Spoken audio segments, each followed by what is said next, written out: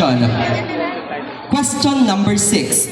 Politics and nation building, the citizen responsibility questions. Politics in the Philippines is often seen as polarizing. As a member of the LGBTQI community, how do you think we can contribute to a more unified and progressive nation?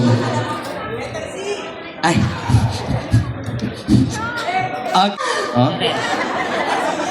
Basahin ko pang isa, gusto mo? Mga kaibigan, sasagutin ko po ito ng dire-diretso at mula sa aking puso. Sa darating na botohan ay kailangan pong natin mamili kung sino ang dapat mamumuno sa ating bansa. Mga kaibigan, I believe, ladies and gentlemen, vote wisely. Thank you so much. Okay, thank you so much, Binibini 8. Next, Binibini.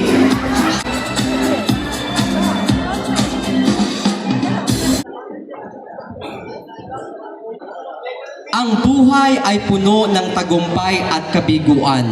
Paano mo hinaharap ang pagkatalo at ano ang itinuturo nito sa iyong halaga? Bilang isang tao, ang buhay ay puno ng tagumpay at kabiguan.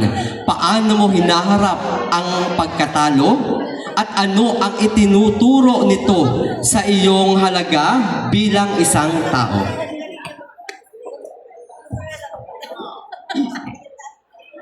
I believe, ladies and gentlemen,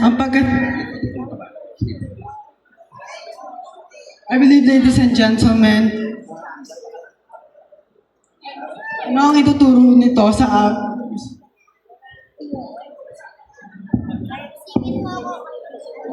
isa lamang parte sa ating buhay. Kumbaga ang ating buhay ay isa lamang libro at meron itong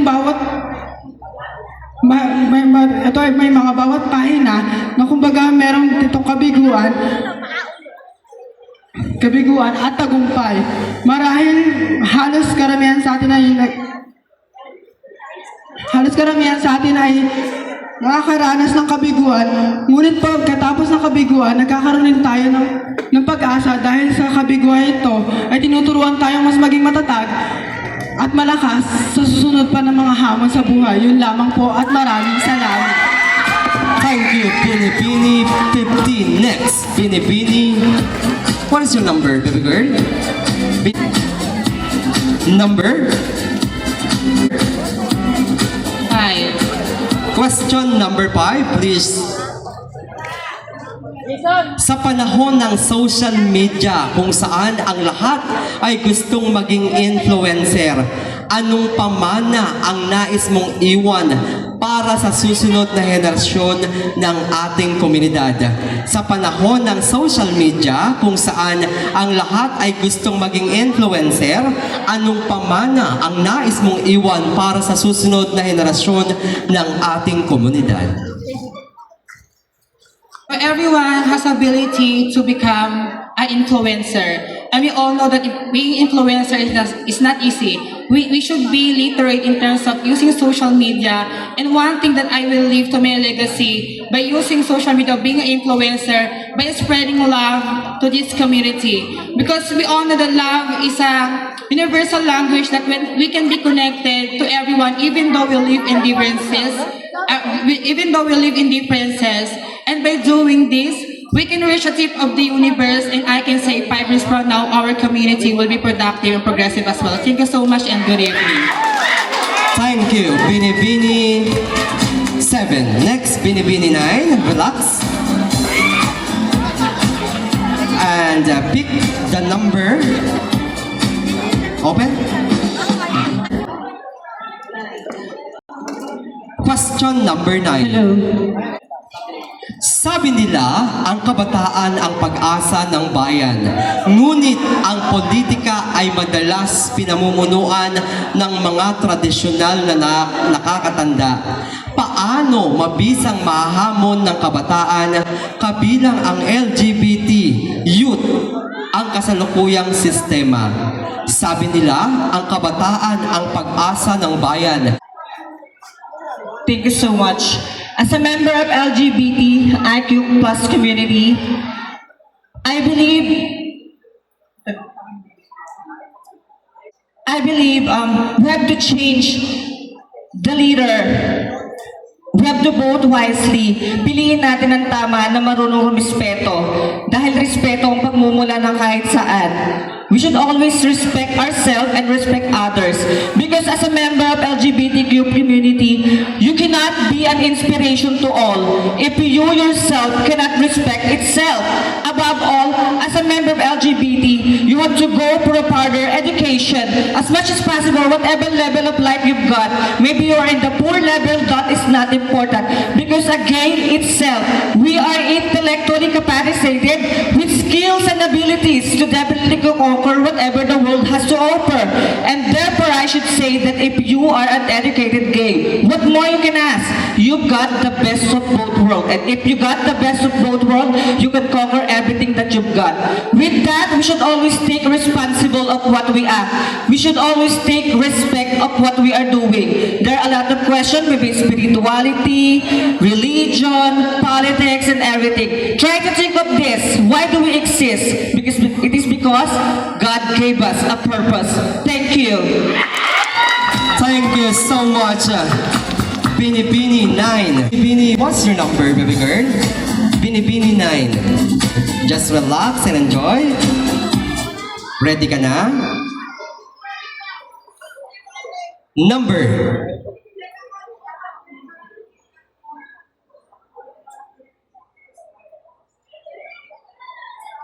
Number. Gusto, dito na, para hindi ka na mahirapan. Ere. Kung ikaw ay magiging isang kasangkapan sa bahay, ano ka at bakit? Again, kung ikaw ay magiging isang kasangkapan sa bahay, ano ka at bakit? Okay, thank you for one beautiful question. Kung ako man daw po ay magiging isang kasangkapan sa bayan, ano daw po ako at bakit? Nanay. Dahil naniniwala po ako, ang nanay ay siya'y ilaw ng tahanan. Dahil ang aking magulang, nakikita ko sa kanila kung gaano sila kabait at respetado. Kaya ako po ay magiging isang kasangkapan sa bayan, ano daw po at bakit? Yung po ay maging ina. Dahil sila po ang aking mata. Salamat po. Kasangkapan ba yung nanay? Okay, thank you so much. And next, please.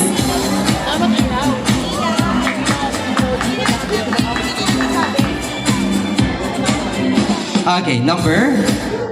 Kung yung question, kung kaya mong ipaliwanag ng mabuti, why not naman? Okay, number 3. Mahalagang aral na natutunan mo sa iyong paglalakbay bilang isang drag queen trans woman. Ano ang pinakamahalagang aral na natutunan mo sa iyong paglalakbay bilang isang drag queen trans woman? Ayun na naman yung drag queen. Maraming salamat po sa napakagandang katanungan. Simple lamang po ang aking kasagutan. Ano nga daw po ba ang aking natutunan sa aking paglalakbay bilang isang trans woman? Ang bagay na natutunan ko bilang isang trans woman ay ang pagkakaroon ng kumpiyansa sa sarili at respeto sa bawat isa. Lagi po nating tatandaan, kung may kumpiyansa tayo sa sarili, kaya po nating humarap sa maraming tao. At kung may tiwala tayo sa sarili, magiging inspirasyon tayo ng bawat isa at mga kapataang nangangarap. Yun lamang po at maraming salamat.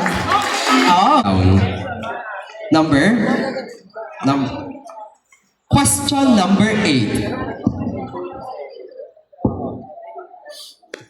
Kung bibigyan ka ng pagkakataong magmungkahi ng isang batas na susugpo sa korupsyon sa ating gobyerno, ano ito at bakit? Again, kung bibigyan ka ng pagkakataong magmungkahi ng isang batas na susugpo sa korupsyon sa ating gobyerno, ano ito at bakit? Maraming salamat po sa napakagandang katanungan. Marahil pa ang kabataan po ang ating mga manonood ngayon. Hayaan niyo pong sagutin ko ang katanungan sa ating wikang kinagisnan, ang wikang Tagalog. Ang katanungan ay umiindayog sa ganitong paraan. Kung bibigyan daw po ba ako ng pagkakataon na makausap si President Bongbong Marcos, ano daw po ba ang mahihiling kong gawing batas about sa corruption? Simple lang, gusto kong taasan ang kwalifikasyon ng mga kumakandidato dito sa ating bansa. Bakit, ladies and gentlemen? We all know that living in this era, maraming mga kumakandidato ang puro artista. Takbo ng takbo na ang gusto lamang pala ay tumulong. Kung gusto mong tumulong, pwede kang tumulong without candidating in any Senate position. Now, bakit tayo nakokorap? Simple lang. Dahil hindi natin nililitis, hindi natin pina-fact check at higit sa lahat hindi natin sinusuri ang mga kumakandidato. Nagkakaroon ng corruption dahil sa atin. Nagkakaroon ng corruption dahil hindi natin ginagamit ang ating right, which is right to suffrage. Ito ang kakayahang bumoto, ang karapatan mong bumoto. Since born, ang right to suffrage ay nasa sayo na. So you need to use it in proper way. Lagi natin tatandaan, ladies and gentlemen, na dapat ang binoboto natin ay ang leader na magsisilbi sa tao at hindi ang leader na pagsisilbihan ng tao. Because I believe, ladies and gentlemen, at the end of the day, nasa ating mga kamay, nasa ating mga palad ang may kakatagumpay ng ating kinabukasan. Maraming salamat po. Okay, thank you so much, Bini Bini.